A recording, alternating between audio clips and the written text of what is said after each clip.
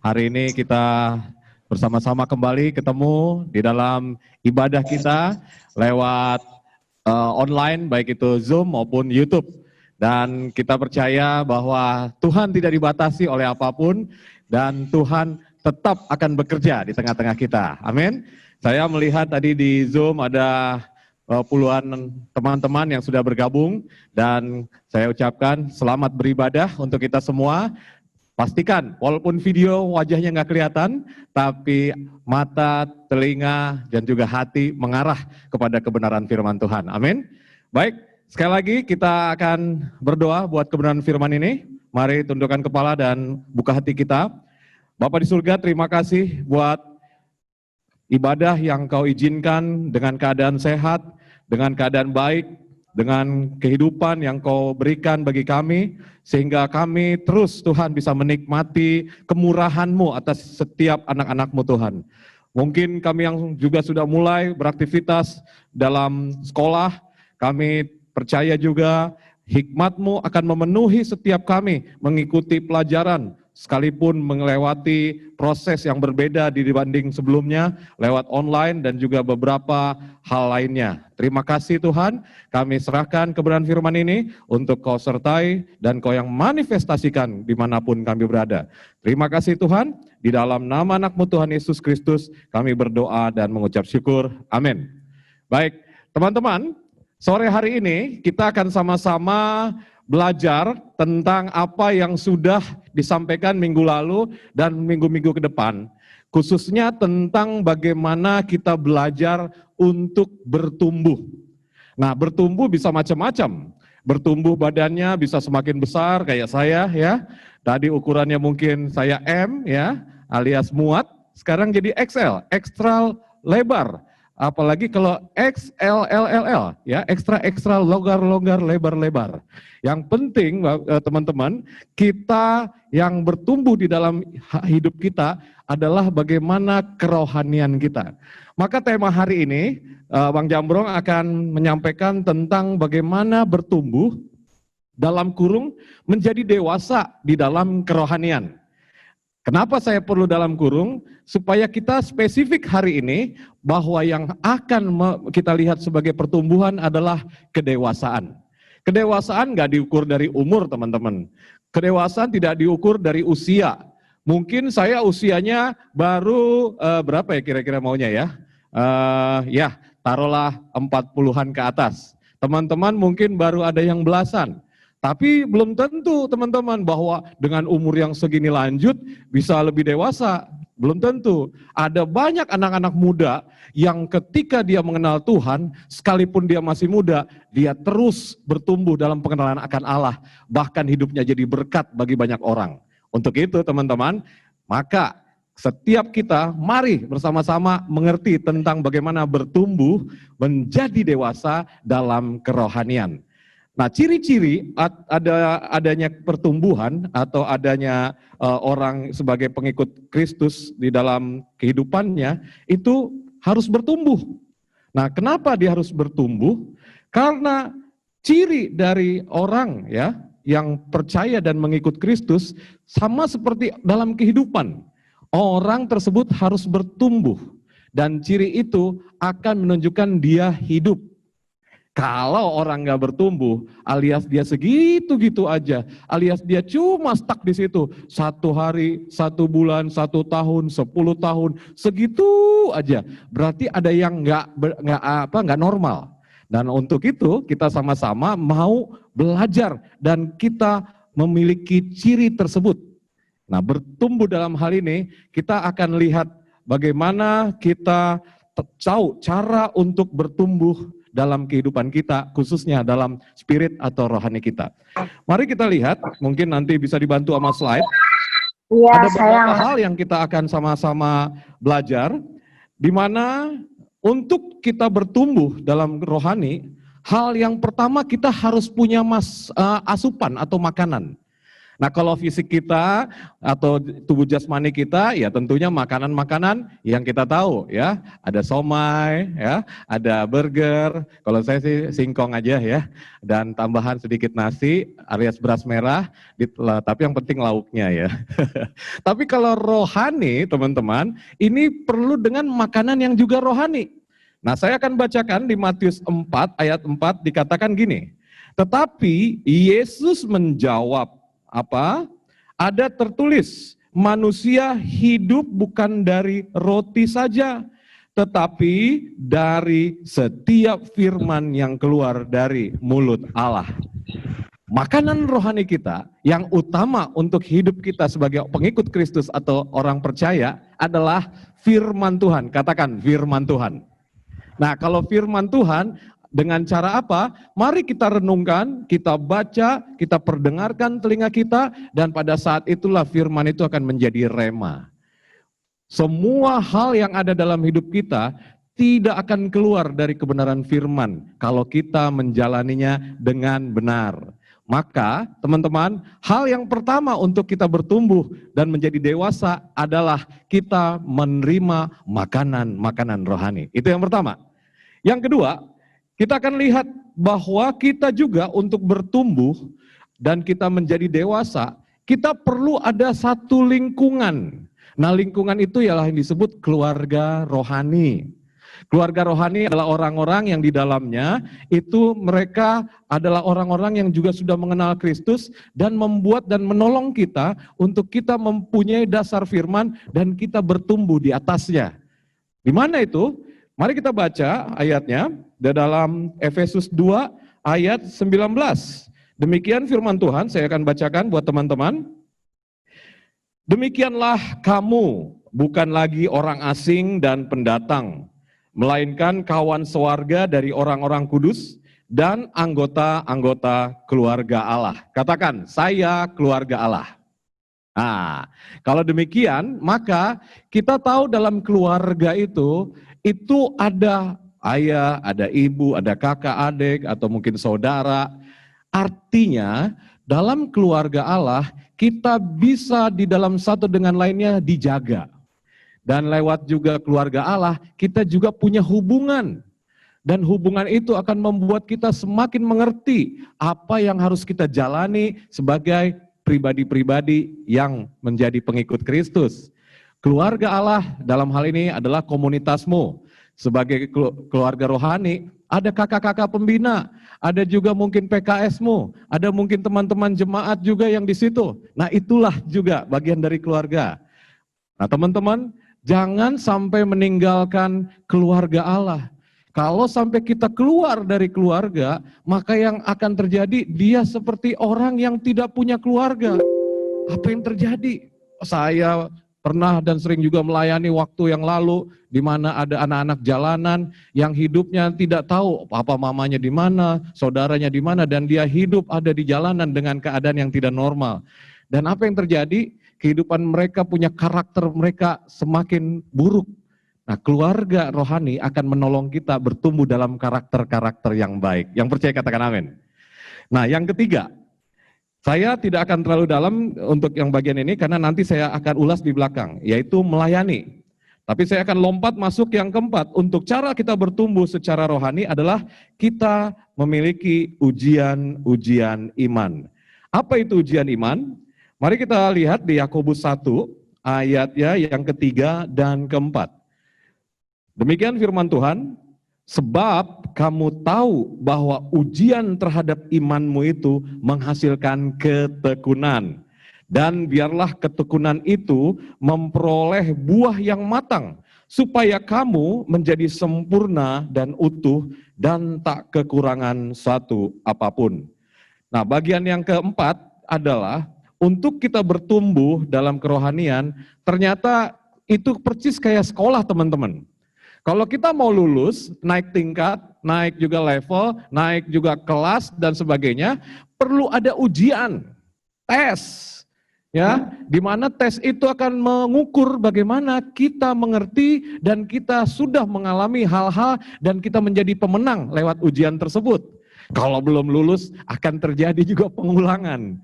Makanya ketika kita sudah dihadapi dengan ujian, mari kita siapkan diri kita. Dan pada saat itu ujian kita hadapi, kita akan terus mencoba agar kita bisa menyelesaikannya dan lolos atau lulus dari situ. Nah teman-teman, ujian itu memang seringkali nggak enak.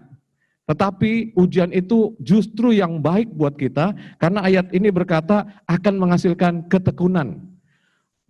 Orang-orang pengikut Kristus yang tekun itu akan mendapatkan kekuatan. Kalau kita hadapi sekarang, khususnya yang teman-teman yang sekolah, yang sekarang harus kurang lebih sampai 6 bulan, sampai Januari akan mulai lagi. Kalau ini sudah berubah keadaannya, bisa kembali offline atau kembali ketemu dan sekolah tatap muka. Tapi mungkin waktu-waktu seperti ini adalah sesuatu yang sangat berat, benar gak?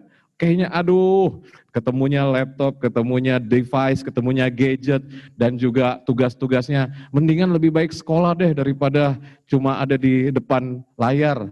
Tapi ada enaknya juga sih, ya.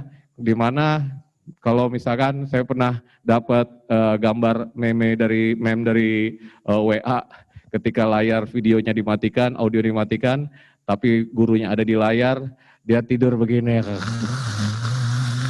Dan itu ternyata dia tidak mengikutinya, ada aja. Tapi jangan ditiru ya, don't try this at home ya, it dangerous. Maka untuk itu teman-teman, mari kita belajar untuk bertumbuh itu perlu ujian. Katakan ujian. Nah, ujian apa? Ujian iman. Kepercayaan kita terhadap Allah akan diuji, dan ketika kita lolos atau kita lulus, maka kita menjadi pemenang dan kita akan naik tingkat, semakin dewasa dan makin banyak dipercayakan hal-hal yang besar oleh Tuhan. Haleluya. Dan yang berikutnya, yang kelima, untuk kita bertumbuh, kita perlu ada wadah, yaitu pemuridan. Dalam pemuridan kita baca dalam Kolose pasal 1 ayat 28, saya akan bacakan dengan cepat.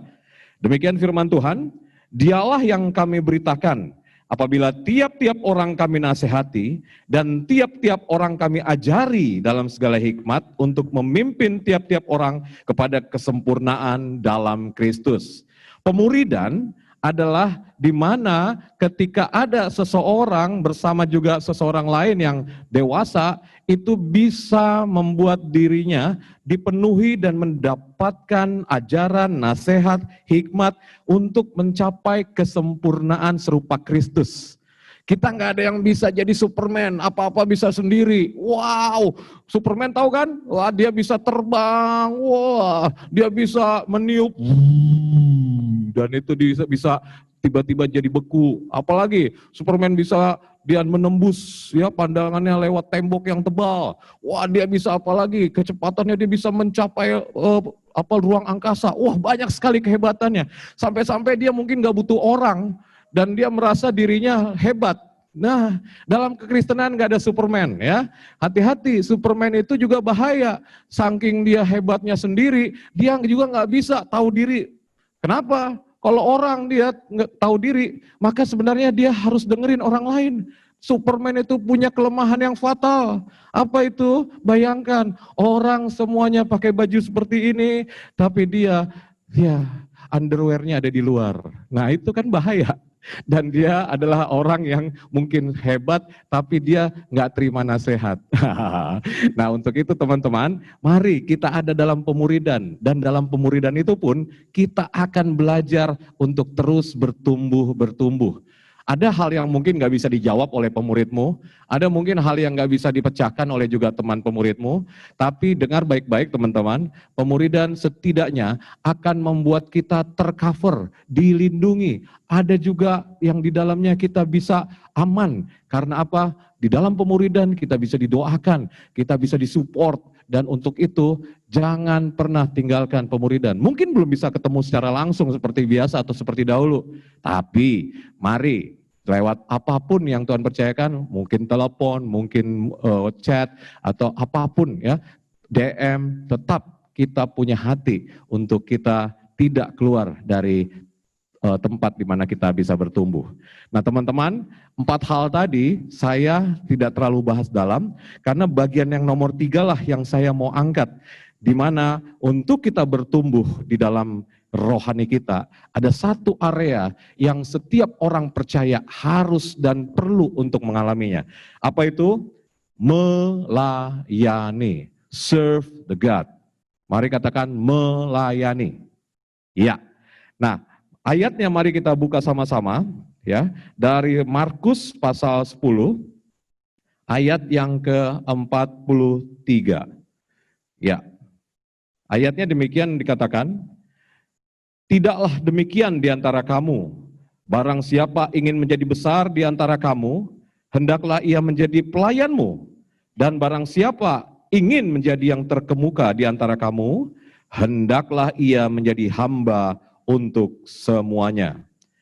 Nah teman-teman, ternyata nanti ada ayat juga yang menegaskan bahwa ternyata setiap kita yang sudah dilahirkan baru dalam Roh Kudus dan kita mengenal Kristus, kita punya sebuah tanggung jawab yang Tuhan perintahkan. Ingat, Tuhan perintahkan.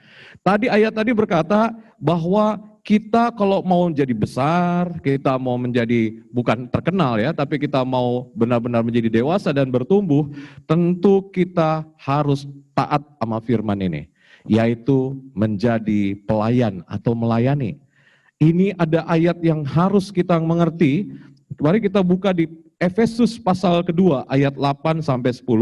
Teman-teman yang mungkin ikut SPK sudah sering dan ngelotok ayat ini sebagai dasar tentang kelahiran baru.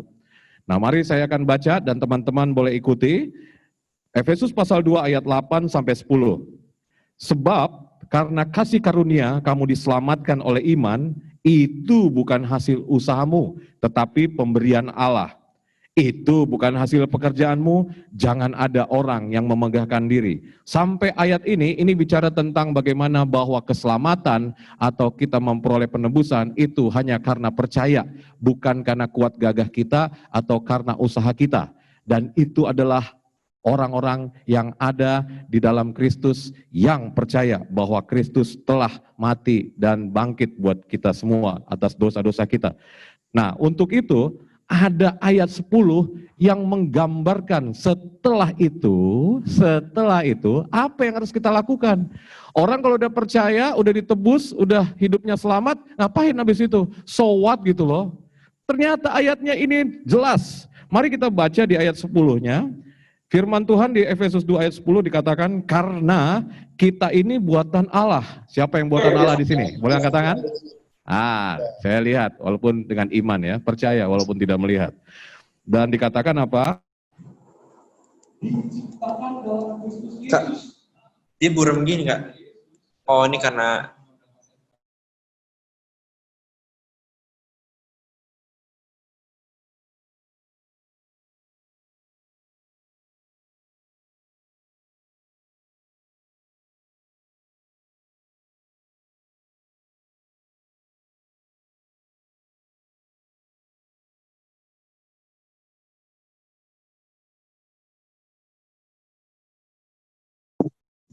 kita mengenal dan juga kita terima Kristus secara pribadi, Allah udah prepare untuk kita.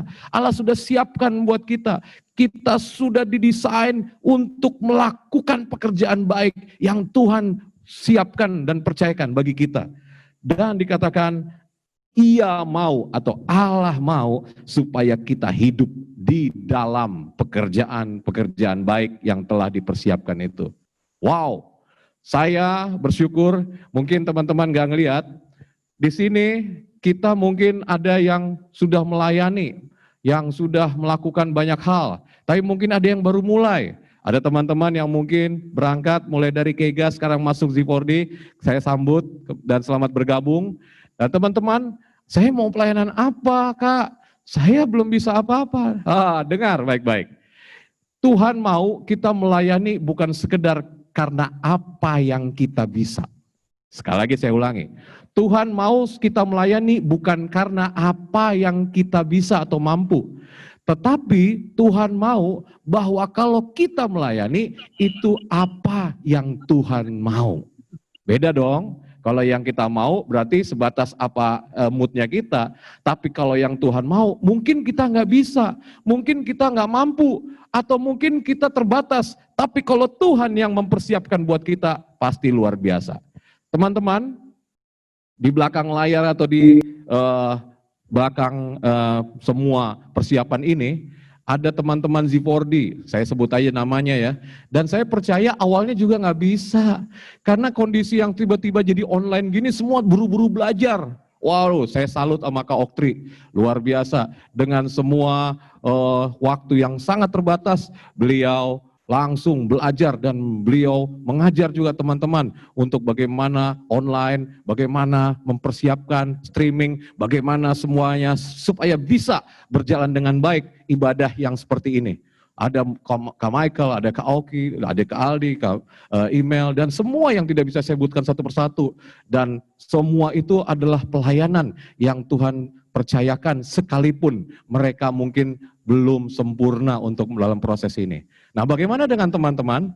Saya mau mendorong kita semua ketika kita mungkin hari ini ada di rumah dan bilang, Kak, Bang, gimana? Saya nggak bisa ngapa-ngapain. Oh, jangan bilang nggak bisa ngapa-ngapain, tapi Tuhan mau kamu, kita semua melakukan apa yang Tuhan mau. Lewat apa? Lewat macam-macam. Setialah dengan perkara kecil. Contoh, lewat komsel pun teman-teman bisa melayani. Kalau nanti di-invite sama kakak-kakaknya, khususnya PKS, ya kalau di itu, yes, oke Kak, oke. Tapi tiba-tiba menghilang, di sini sih nggak ada ya, tapi di luar sana banyak. Tiba-tiba menghilang, baru ditanya, kemana komsel? Nggak ada jawaban. Sepertinya tiba-tiba nggak ada kuota sesaat. Tapi kalau di IG-nya ada aja tuh, masih ngomong ya. Nah di sini nggak ada, ya di seluruh sana banyak. Dan itu teman-teman, itu adalah hati yang mungkin gak siap untuk melayani. Orang yang siap melayani, dia selalu ready. Yes Kak, oke Kak, mantap Kak, Kak. Oh, pokoknya ready. Nah itu Tuhan hargai. Karena Tuhan udah persiapkan itu lewat siapa? Lewat pemimpinmu, pembinamu, kakak-kakakmu, pemuridmu. Tuhan titipkan ada hal yang bisa kita kerjakan. Teman-teman, saya mau mendorong kita semua, mungkin juga di sekolah, kalau engkau mungkin punya teman-teman, ya belum baru atau baru kenal, engkau juga bisa melayani mereka. Doakan mereka, supaya hidup mereka mungkin yang mengalami banyak tantangan, atau mungkin punya keluarga yang tidak utuh, mereka boleh terhibur oleh Tuhan, itu pun pelayanan. Banyak sekali, dan perbuatan baik atau yang melayani Tuhan itu tidak diukur dari seberapa banyak yang kita kerjakan, tapi seberapa setia kita melakukannya. Hidup kita ini milik Tuhan. Gampang saja kalau Tuhan mau, selesai. Tapi kalau Tuhan mau pakai kita lebih lagi, kita bilang, yes God, I am ready. Use me dan gunakan, pakai saya Tuhan untuk kemuliaan nama Tuhan.